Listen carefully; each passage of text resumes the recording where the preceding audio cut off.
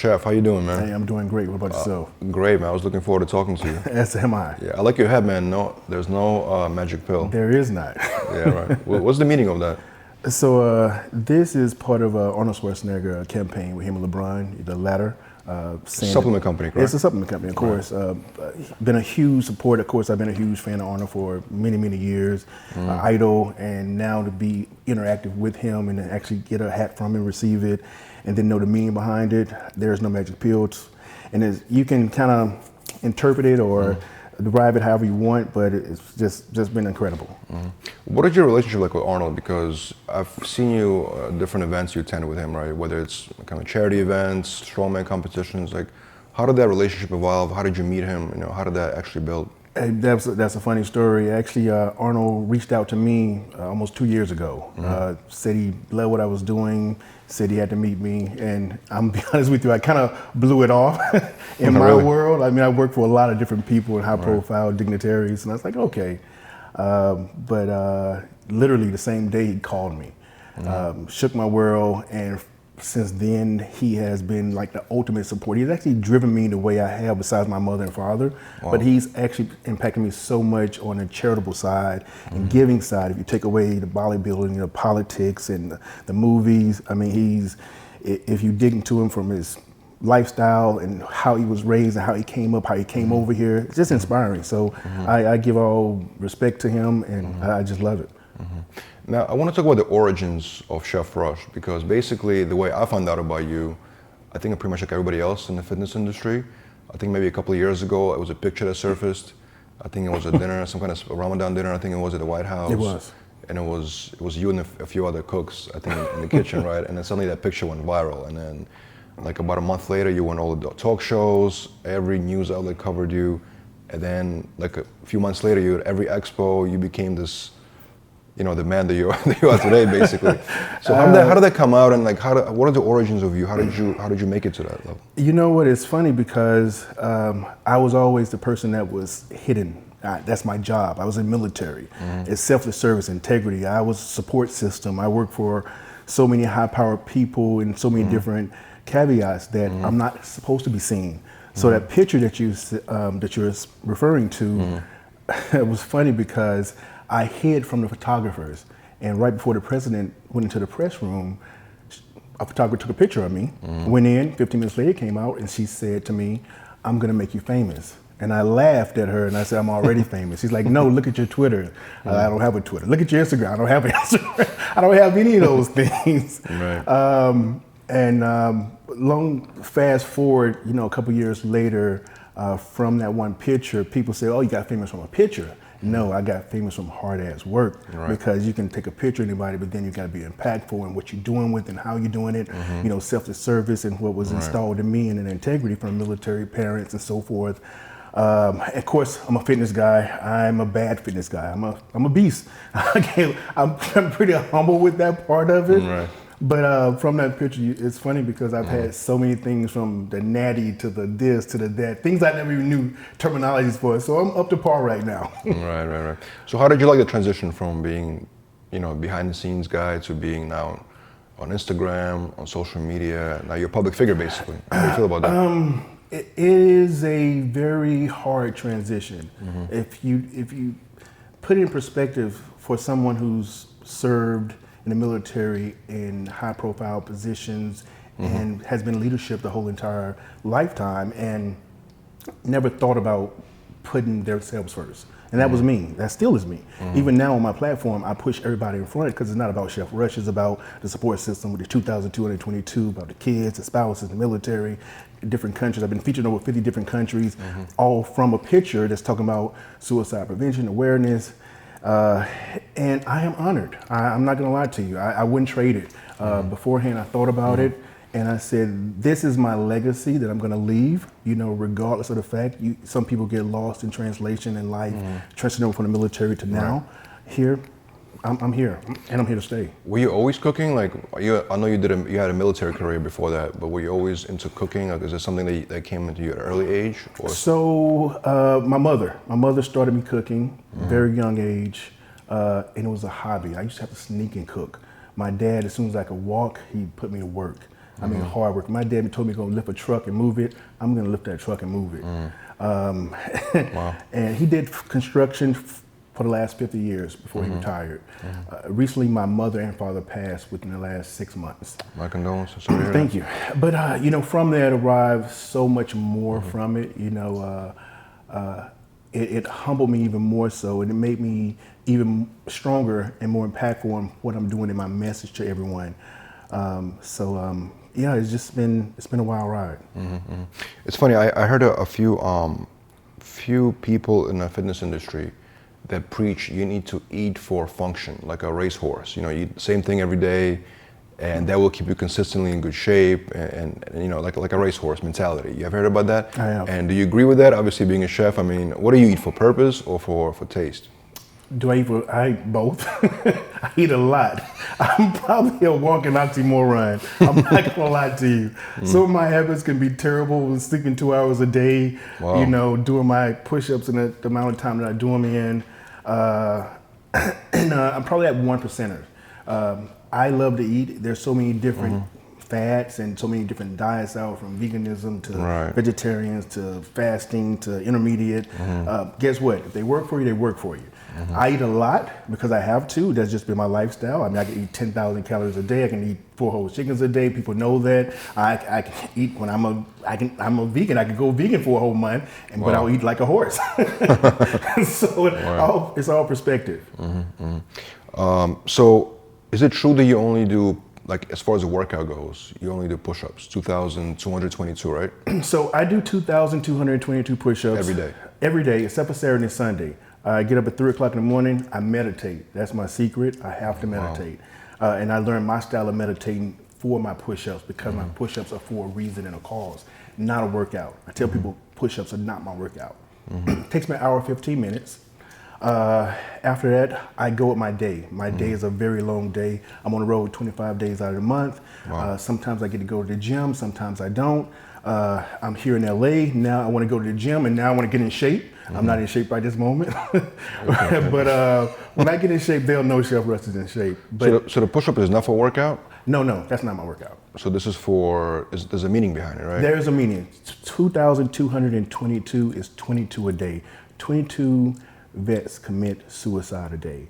I carry out with the 2,222 not only because of the vets, not only the military, but because of the spouses and also the kids, and also anyone else that may be having a problem. Mental health is huge in this country right now. Not only this country, every country. So it's a meaning behind all that. So what do you think people, like, I mean, obviously you're doing a lot on your end as far as prevention of the suicides, right? But what can a government do? I mean, obviously, it's a big issue. You know what I'm saying? Like, what No, can be done? it's a huge issue. Speaking of it, it's over 42,000 nonprofits in this country today, and they're growing each and every day. And everyone thinks they know how to save the world, want to save the world, and that's fine. If they can come together, you know, and kind of focus on some things and not turn it to themselves, right? Or lose their focus, so to speak. We just need to be more attentive to each other. I think not only the government, it's us. We are the foundation. It starts with us in the household, as men, as women, as leaders, as caretakers, as providers, as bosses, as anything. The thing about it is people don't understand is that you are that person. You don't go looking for the government to fix it. We need to fix it ourselves first, and then the government can caveat from it. Because once they start taking those taxes and doing this and that, you're gonna complain about it. Let's bring it down ourselves first, and then work it from there. Now, don't get me wrong, the government does hold responsibility, as they should, of course, you know, but they should also vet a lot better as far as, you know, throwing out money, so to speak. So it's a lot of money that's given, a lot of money giving with very few results. Interesting. Have you yourself battled depression or post-traumatic stress at all? Yeah, I have. And I'll say that now easily. You asked me 3 years ago, 4 years ago, you would not have heard me say anything like that. Which I don't think I ever said on camera, but I was actually I was in an inpatient facility for 6 months. I was in another one for another 6 months. I was in an outpatient facility for a year. Wow. And it was terrible. And I was very, very disgruntled, and I was a lot bigger, and they were very, I wouldn't say the word intimidated, but they kept me pretty sedated.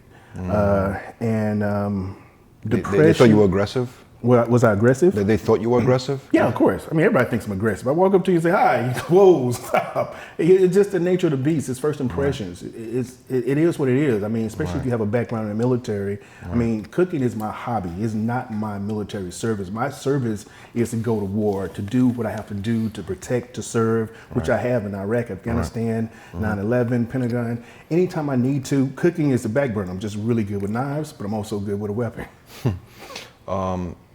So I assume, right, that because of your posture, because of your size, people might think that you would never battle, a mental condition or depression of some sort, right? Because people think, well, he looks like he's a tough guy. You know what I'm saying? And that can be a big mistake. No, that's it. But unfortunately, a lot of guys that are like me in the military or even in general, and I say the military, but the military is my foundation, but I'm talking about everyone. Being big guys, if you go over and you saying, hey, I need help, people are gonna look at you and laugh at you. Right. Now, trust me, don't get me wrong when I say this. If it was a kid that went over and was crying about something, you're gonna pacify them. Me go over and start crying about something, they're gonna look at me like I'm crazy. Right. But if I get out and I tell people it's okay to be vulnerable, that look like me, that's big like me, the first time I went into a therapy session, I walked out with my head down. I walked past another guy, going to an elevator. He looked at me and looked at him. I knew he was going because it's the only place to go. Got in the elevator, he turns around, runs back to me. He looks at me and he said, brother, if you're here, I know I need to be here. We hugged. That's that embrace, that's that brotherhood that we all should have. Since then, I never looked down again. And I should have looked down then, but it's just a stigma. Sometimes you just think you're so tough all the time, every time. So with people, so the deal about it is that I feed off of positivity 100%. I feed off of negativity 1,000 times more because there's always going to be more negative in the world than positive. Always. And people don't understand that, well, I just want to surround myself with positive people. It's not going to happen. You're not going to surround yourself 24/7 with positive. You're going to go outside. You're going to have to go to the store. Somebody's going to bunk at you or cut you out, or they're going to do something, and you're going to lose it. Right. So how did you finally, what was the one thing, or was it a combination of things that actually made you get over the depression? A combination of things. Family, life, myself. I was on. Oh my God, it's another whole subject. I was on probably the worst thing I could possibly do, and the best thing I could possibly do is I was probably on about 50 different medications at one time, and I'm talking about the kind that you would possibly think of. Were they helpful, you think, or hurtful? To each his own. For me, because I know my body, I know intact, I felt like a mummy, a zombie. I felt like that's what I keep hearing, Yeah, I felt like I wasn't controlling myself. And one day, out of the blue, I went on my bed, I put all my medication on my bed, and I threw them all away. Worst thing you possibly do, because I'm taking, 50 plus pills or whatever, but you have to wean them off of them. And I didn't do that. And for the next 3-4 months, I suffered. After I suffered, there was a cloud that kind of lifted, right? And it was like, okay, some clarity. Now it's like, okay, now it's time to get to work. Now I felt what everybody else was saying. Now I need to be that person to advocate and say, okay, here's what we do. Even with my cooking, I did Cooking and Cope, where I got guys with PTSD or depression or whatever, and I taught them how to cook and take their families, their kids, and start cooking together. And it just brought a whole different perspective to that holistic type of medication. That's very interesting. So what do you think is your purpose? I mean, obviously you work with a lot of different organizations now. You're involved in so many different things with the fitness industry, outside of the fitness industry, but what is the purpose of Chef Rusher thing? Why do you think you were discovered by the social media, and what do you think is kind of like your big purpose in the world? Wow, that's a great question. My purpose is, I thought about that a lot. And I'm serving my purpose. My purpose is to give back. My purpose is to show so many different things. Don't get me wrong, to each his own. I've never been an I person. It's never been just about me. It's about us, I'm a support system. So kids are my foundation. I love kids, point blank. They are the future. And then I take it to the spouses, which are the females, the ladies in this world, because they're gonna have it harder always, all the time. No matter what position they hold, it's just that way. I wanna show people in the health and fitness industry, in the military, from cooking. I have a lot of different lanes, which I'm extremely grateful for and blessed for. And with those lanes, I utilize all of them. Since I've been here, since Saturday, I moved in here, I've gotten 5 calls already to go to Texas for the shootings, to go talk to the kids, to go help dogs. You know what I mean? And it's incredible that so many people will look at me, and I'm so honored and humbled. Be like, wow, these people really want me to come and talk to these kids, or want me to go represent these for this, or talk to the Doctors Association with all these doctors who, of course, are smarter than me, but they love my message and love what I stand for and what I'm doing and how I'm doing it. To see that mindset of a person that can just give their all. So, yeah, that's why I'm here. Do you enjoy competitive bodybuilding as an observer, or you follow the sport? I love it. I 100% love it. You know, of course, the strongman is this weekend. I'll be there. Everybody else needs to be there. Classic, you know, Mr. Olympia.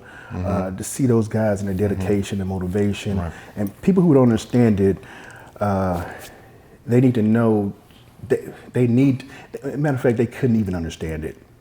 Even myself, to put in perspective, I could not understand to be that way 365 days out of the year, whatever, 6 months or 3 months or 4 months, for them to condition themselves and to come out for that 15 minutes of sacrifice on that stage, you know, and then have to repeat and do it all over again. To take their bodies to those types of levels is, unthinkable. What's more important to you personally, strength or the look? When it comes to fitness, do you? Well, I have both. You do. But if you had to pick just one, if you had to pick just strength or the way you look aesthetically, what direction would you lean into? I would, you know what? I'll be honest. I'll be vain with it and say, look.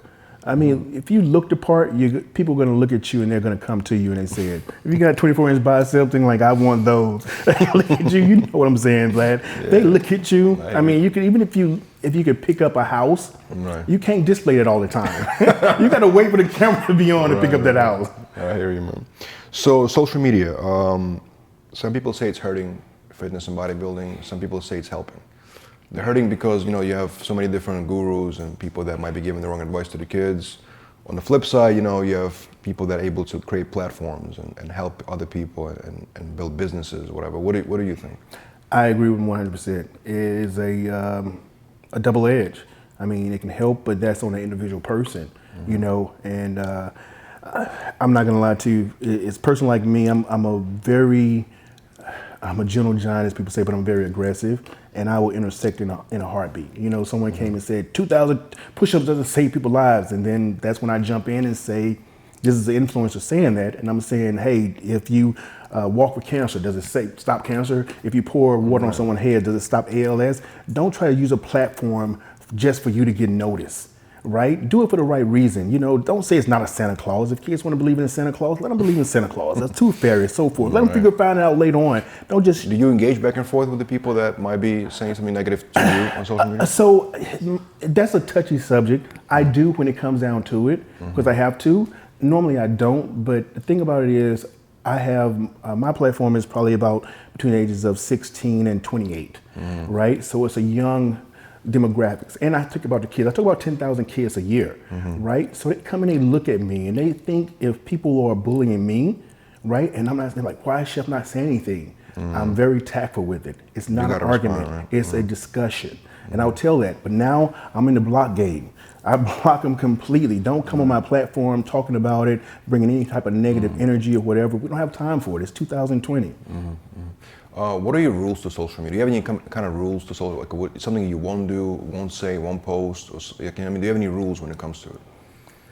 I have plenty of rules. People ask me why I'm not advertising on social media. People come to me all the time about sponsorships or about this. I'm not that guy. You know, I'm not rich guy. I'm not that guy, but I'm not that guy because I have that integrity inside me. Because, like you said, I am a public figure. You know, and you have to look at it like such and not highlight things that is not representative for you. People call you a sellout for anything. It doesn't matter whether it be true or real or you have to explain it, but at the same time, you can't explain it to 100,000 people.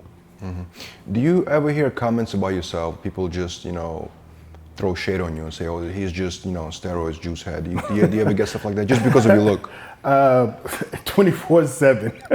And you know what? It is extremely comical to me. I laugh at it now. I was laughing at it then. I've done Dave Palumbo, Nick Stringent Power. He came out with the first thing when I even found out what Natty meant. I've done so many different shows, and I did a thing with the president and me, and it was just a news clipping, and it basically said it's official. President says the chef is all natural. And, and when I did that, it was me and the president. It was another female bodybuilder that was there. It went crazy. It went crazy. The thing is that I don't care if someone's taking it or not taking it. If they're grown men and they want to do what they want to do, however they want to do it, that's their. I have plenty of friends I'm quite sure to do. I don't care if they are. I don't even justify it. It's never been my lifestyle. People don't understand that I came from a small place in Mississippi. I didn't even know what steroids were until recently, basically. I had no idea. Do I care what they are? To each his own. I laughed. Matter of fact, it was funny because on that post alone, I blocked maybe 500 people. Wow. Because I'm not there for numbers. I'm there for support. Now, they said to me, "Hey, you're not helping anybody. Then call me out. If I'm not supporting anyone, call me out. But don't call me out on something that's just not. I'm not a competitor. Right? Yeah, I'm not a competitor. I'm not. I'm not doing any of that. Of course. Well, actually, since we're on the subject, so Arnold Schwarzenegger made a comment. I think it was a year ago. He was on a panel somewhere or a press conference, and he said that he believes that professional bodybuilding should be tested for steroids. And then obviously the reactions were very mixed after he made that statement. How do you feel about that statement from Arnold? How do I feel about it personally? Do you agree with that or no? Well, I don't know the industry like that. When they say tested, I know they have the natural and I don't know the world. They do have natural federations, you're right. Yeah, they do have natural federations, but I don't know that world if you have to take stuff to get, like people look at me, I'm 265 pounds and they're like, you're on gear. And I'm like, no, I'm not. They're like, there's no way you can achieve that size and this so forth without being on gear. Right. Hey, guess what? Here's what happened. So I don't know how it works that way. I don't understand it. I know they just brought back the female bodybuilders. They were banned. That just happened. With Dan Solomon up at Mr. Olympia. Right. So I don't know how that world actually works to even comment on that. What do you think about the Game Changers documentary? I don't know if you saw it or not. But basically, the vegan diet. As a chef, have you tried it? Do you think it's healthier for humans to be vegan? So I cook veganism. I'm all into that. The first thing I did with one of the TV shows was vegan meals, and I'm great at it. Again, to each his own. Me personally, I eat a lot. For that protein intake, and then you got to think about your medical needs, whether you be iron deficiency, and it's so many different factors, just like with diets. Right. So people, I could sell you ice in Alaska if I tell you long enough, So I don't know. I have nothing against veganism. I love the whole ideal of it. I love plant-based because that's what we grew up off of. I'm from Mississippi, and that's basically what we had because we were poor. If we got a little piece of meat, we were lucky. But I eat vegetables my whole entire life. Now I'll eat meat with a slew of vegetables as well. Would you ever switch to be completely vegan, you think, or it's not for you? You know what? I'm thinking about it. Really? I'm thinking about it. I want to see, and not because everybody else is going to it, not even because Arnold's 100% vegan now. So that's actually a fact. Wow. It's actually a fact. He's 100% vegan now, and people don't understand that you can shock your body, and that shocking your body. Some people accept it. Some people may even thrive off of it. I was talking to a guy last night at the gym. He said once he switched to it, he got more energy. So it's to each his own. I keep hearing the same thing. You get more energy if you switch. But it becomes complex because you have to keep it up, and then some people just don't have enough patience for that. Yeah, it's crazy. All right, so let's talk about bodybuilding and some industry questions that I have for you. So Brendan Curry became the new Mr. Olympia.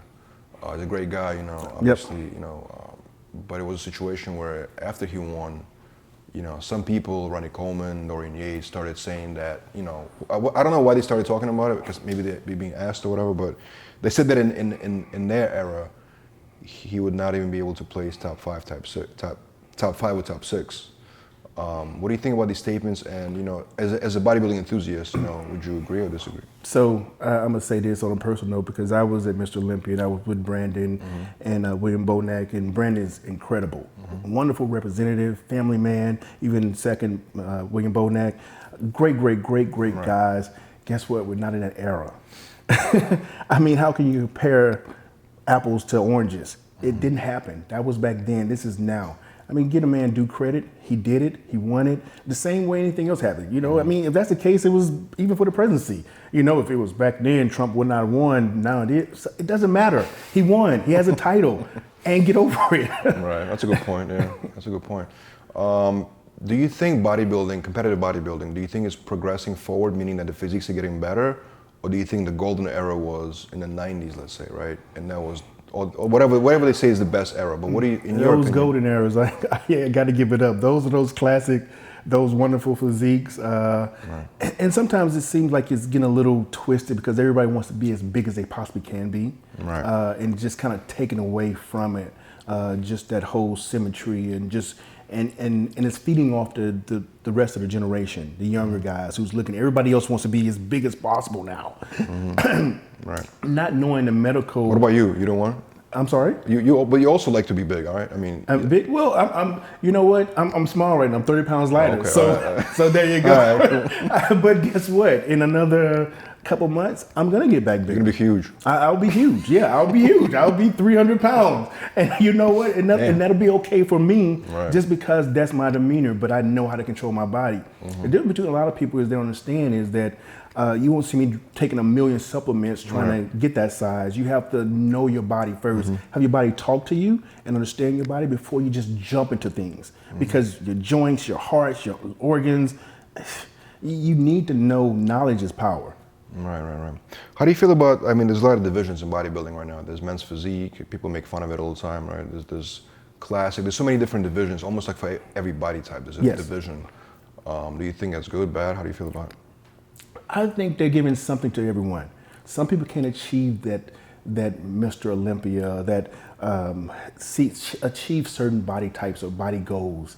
I mean, and I think it's being very courteous for them to give different types to different people who wants to do it. I mean, that's kind of like an inspiration, because you could be looking at kids or even the females or ladies, girls, whoever, that look at that and they get inspired by it and say, oh, you know what, I can do that. Let me try for that. Instead of just shunning that whole platform. Have you ever thought about competing on an amateur level?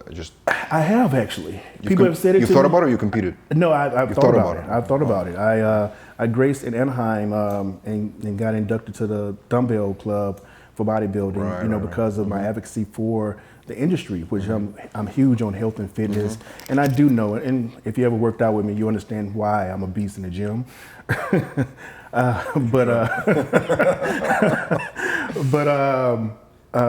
actually thought about it this year. I said, if I start off, and that's one of the reasons why I came to LA, so I can stop moving around. And like I said, I travel so much, 25 days out of a month, and now I want to work out and work on me. Not the push-ups, because push-ups are given. I'll caveat that with a lot more things. Do you think bodybuilding, and also I guess the strongman, let's say, right? Do you think, or powerlifters, do you think that can ever become a mainstream sports like bodybuilding and powerlifting and strongman? Man, that's a big question. I love powerlifting. My combination is kind of like in between powerlifting and bodybuilding and endurance. and I look at the ratio. It is a lot of powerlifters, but it's enough supported. I'm a business person, monetarily, marketing platforms. It's enough to go worldwide with it, to be on that same level. I want to ask you a question that's kind of controversial, right? So you're a fan of powerlifting, obviously, right? So how do you feel about transgender powerlifters? So when men that transgender into becoming women, now they go into competitions and they're placing very high, right? That creates obviously a debate whether they should be allowed to do it or not. It's funny, I had this conversation yesterday, and it was in the retrospect of track athletes and also the first one of the tennis players who did the same thing. Of course, if there's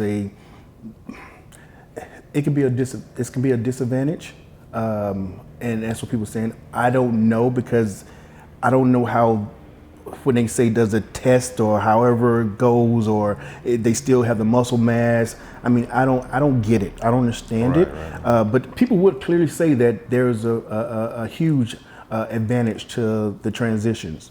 Right. So, but you don't have enough facts, I guess. I don't have enough facts to go along with it. I mean, if they could actually test it, and I don't know if they have or not, if they could put the females and then the ones who transition and do kind of like a strength test or show muscle density or definition or whatever, then yeah, you have clinical evidence. It's interesting because I feel like this issue will become bigger, you know, I mean, in a couple of years. Oh, it Once will. this will happen a lot more. It's going to. And I guess then it become a real decision-making process, right, by the organizations, what's going to be allowed, what's not going to be allowed. No, I agree. I agree. It's just going to progress. Yeah. So, tell me something. I mean, every time I see a picture of you at the expo, right, you always look bigger than everybody else in the photo. Is that a technique you do for the out angling people, or is it just something? That's just me. If they slipping, they slipping. You need to be working out. Yeah. No. I go and take that when I go and take pictures, which I take a lot of pictures all the time. Yeah. I like to take my pictures and get my good size and so forth. But it doesn't matter who I'm taking it with. I'll still do my thing. I mean, you're bigger than Mr. Olympia. You're bigger than all the strongmen. I mean, yeah. All right. So a couple more questions. So. I want to talk to you about, it's always an interesting question, but alcohol consumption and bodybuilding. Do the two kind of contradict each other? Because I know you enjoy wine sometimes. I've seen you post about that. You work with, I think, a wine company. Does it ever one interfere with each other, or you think it's going to be healthy amounts you can drink as a bodybuilder? So the wine thing, alcohol thing is, I'm a sommelier. Right. I'm also, if you see, I have plenty of wine, about 1,500 bottles of wine, and I cook with wine, I drink wine, and I educate people on wine and regions, whatnot. Now, in some perspectives, wine is good. Some perspectives, if you're doing white, it can be sugar, it can be bad for you, and it's always going to be in moderation.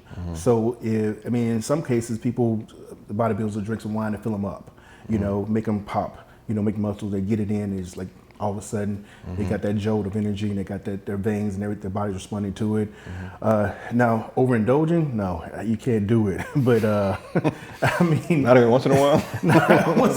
If you're gonna call it a cheat day or a cheat wine day, if you saw my pod with Mark Bell, we did a wine pairing and working out. So we worked out. We did about 7 different wines. As you're working out, you're drinking? Yeah, I did 2,000. Well, we did a lot, but at the end of it, I did a chest, squat, whatever, and we paired them with wine. Wow, that's crazy. Yes. So what happened at the end? We were high. Because we already did like 700 reps, 800, 900 reps, and we didn't eat. And as soon as we take a sip of that wine, that was just for fun. But you know, it was like putting those things together, just something interesting. For sure. Last question, Chef Rush. So what is next for you? I mean, you know, you're becoming established in the fitness industry. You're doing your thing with the kids all the time. You're doing a lot of charity work. What's the next big move? Next big move, I'm gonna still do what I'm doing regardless. I get calls all the time and people need support, and I'm the person that's gonna support them or put them in the right direction. TV shows, my book is coming out this year. You have a book coming out? I do have a book coming out. Is it autobiographical? It's going to be an auto, and then I have also a cookbook. It's going to be kind of mixed in. Wow, so it'll be a couple different things that I would talk about all my passions and whatnot, and even some secrets of things that happened in the past and in the future. But yeah, I'm just going to be doing my thing on social media, and anybody needs me, I'm still here.